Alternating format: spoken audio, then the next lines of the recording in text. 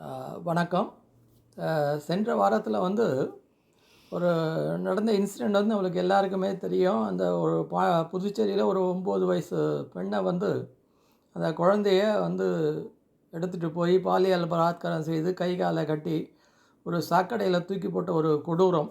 அது நம்மளுக்கு எல்லாருக்குமே தெரியும். நியூஸில் ஒரு பெரிய போராட்டங்கள், வீதியில் இறங்கி ஒரு ஆர்ப்பாட்டம், எல்லா மக்கள் குதித்து எழுந்துட்டாங்க. இது ஒரு மனசை பாதிக்கக்கூடிய ஒரு விஷயம். அப்போது இந்த பிடிப்பட்டவர்கள் இந்த குடிக்கு அடிமை, போதைக்கு அடிமை, அந்த கஞ்சா பழக்கத்துக்கு அடிமை. அதனால் இதில் தான் என்ன செய்கிறோன்றது ஒரு நிலைமையில் இல்லாமல் இது செய்துட்டாங்க அப்படின்ற மாதிரி ஒரு தகவல். அப்போது நடக்கக்கூடிய முக்கால்வாசி குற்றங்கள் இந்த போதை, இந்த குடி.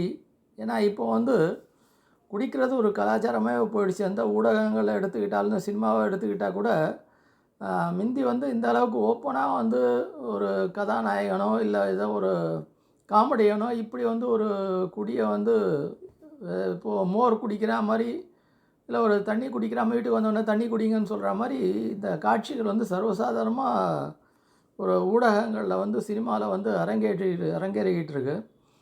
இப்போது இதெல்லாம் இது திடீர்னு இந்த சமுதாயத்தில் வரல, படிப்படியாக இதை பார்த்து இந்த மாதிரி ஒரு இதை பாதிக்கப்பட்டு கொஞ்சம் கொஞ்சமாக இந்த நிலைமைக்கு இப்போ வந்திருக்கு. அப்போது மக்கள் இப்போ இறங்கி போராடுறாங்க, நீதி கேட்டு ஒரு கூக்குரல், அந்த இதெல்லாம் கரெக்ட் தான். ஆனால் இதுக்கு காரணம் என்ன பார்த்திங்கன்னா, இதுக்கு பலவித காரணங்கள்.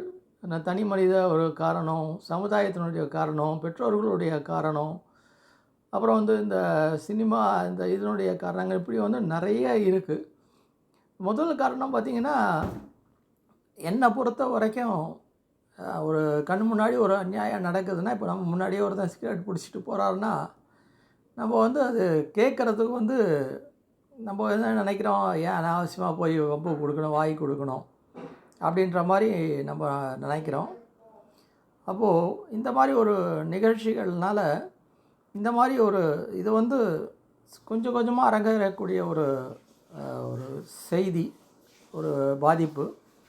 மேலும் இதை அடுத்த பதிவில் கொஞ்சம் டீட்டெயிலாக பார்க்கலான்னு இருக்கேன். நன்றி, வணக்கம்.